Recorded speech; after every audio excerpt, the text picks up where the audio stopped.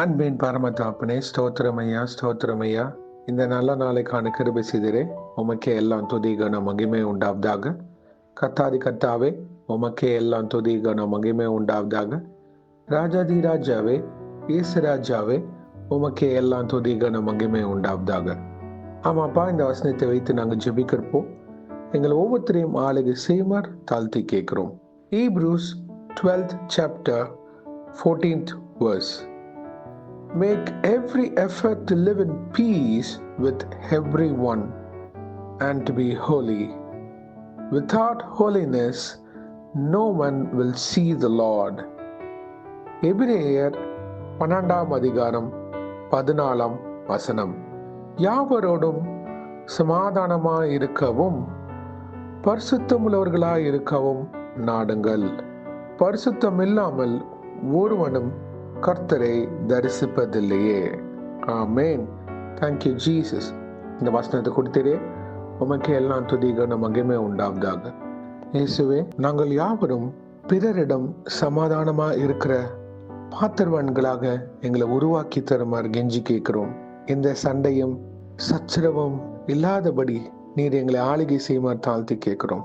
மனத்தாழ்மை உள்ள பாத்திரவான்களாக எங்களை உருவாக்கி தாங்க. எங்கள் நிமித்தம் எந்த பிரச்சனையும் வராதபடி நீர் எங்களை ஆளுகை செய்யுமாறு தாழ்த்தி கேட்கிறோம். ஒவ்வொரு நாளும் வேதத்தை தியானிக்கிற பாத்திரவான்களாக, ஜெபிக்கிற பிள்ளைகளாக எங்களை நிலைநிற்க கிருபை செய்யுங்க. இயேசுவே, இந்த வசனம் தெளிவாக போட்டிருக்கு. இதுவே நாங்க தினைக்கும் நாட வேண்டும் தகப்பனே. உம்முடைய வருகைக்கு ஆயத்தப்பட கிருபை செய்யுங்க. எங்கள் பரிசுத்தத்தை காத்துக்கொள்ள கிருபை செய்யுங்க. உம்முடைய கல்வாரி சிந்தின ரத்தத்தினால் எங்கள் குறைகளையும் பாவத்தையும் மன்னித்து ஆளுகை செய்யுமாறு கெஞ்சி கேட்கிறோம். எங்க இருதயத்துல என்னென்ன குறைகள் இருக்கோ அதை நீக்குவீராக. தயவாக மனம் இறங்குங்க ஐயா. பாவியாக எங்கள் மேல் கிருபியாக இருந்து உம்முடைய வெளிச்சத்தின் பிள்ளைகளாக, இயேசுவின் ஒளியை வெளிப்படுத்துகிற பாத்திரவன்களாக எங்களை ஒவ்வொரு நாளும் வழி நடத்தி தாங்க. நாங்க எங்கெங்க குறைப்பட்டு இருக்கிறோமோ நீர் அதை நிறைவாக்கி தருமாறு தாழ்த்தி கேட்கிறோம். பாவம் நிறைஞ்ச உலகத்துல தகப்பனே, பிரச்சனைகள், சண்டைகள், அநேக காரியங்கள் இருந்தாலும் இயேசுவை நீங்க எங்களை ஆளுகை செய்யுமாறு தாழ்த்தி கேட்கிறோம். உங்களது பிள்ளைகள் மூலியமாக நாங்க எந்த இடத்துக்கு போனாலும் சமாதானத்தை உண்டு பண்ணுகிற பாத்திரவன்களாக எங்களை நீங்க வழி நடத்துங்க. எங்கள் மூலியமாக சமாதானம் சீர்குலைச்சல் இருக்கக்கூடாது ஐயா. சாந்த குணம் உள்ள பாத்திரவான்களாக எங்களை ஆளுகை செய்யுங்க. ஒவ்வொரு நாளும் இயேசுவை பிரதிபலிக்கிற வாழ்க்கை எங்களுக்கு இருக்க வேண்டும். பிறர் எங்களுக்கு என்ன தீமை செய்தாலும் அதை மன்னிக்கிற குணங்கள் எங்களுக்கு தருவீராக. பிறருக்காக ஜெபிக்கிற சாட்சியின் பாத்திரவன்களாக எங்கள் வழிநடத்தி தருமா கெஞ்சி கேட்கிறோம். இயேசுவே, உங்க அன்பு எங்க இருதயத்துல வந்து விட்டால் கோபமும் எரிச்சலும் உரம் கூறுதோ எங்களுக்கு இருக்காது. கிறிஸ்துவை பிரதிபலிக்கிற வாழ்க்கை, சாட்சியை காத்துக்கொள்ளுகின்ற வாழ்க்கை எங்களுக்கு எப்பொழுதும் இருக்க கிருபை செய்யுங்க. எங்களுடைய சகோதரர்கள் சகோதரிகள் கிட்ட நாங்க ஏதாவது சண்டையிட்டு இருந்தால் அதை சமாதானமாக பேச கிருபை செய்யுங்க.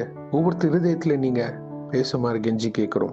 மன்னிப்பு கேட்கிற பிள்ளைகளாக, மன்னிப்பு கொடுக்கிற சாட்சியின் பாத்திரவன்களாக எங்களை வழி நடத்துங்க. உங்களுடைய வருகைக்கு நாங்க ஆயத்தப்பட கிருபை செய்யுங்க. சமாதானமும் பரிசுத்தமும் மிகவும் தேவை எங்க வாழ்க்கையில.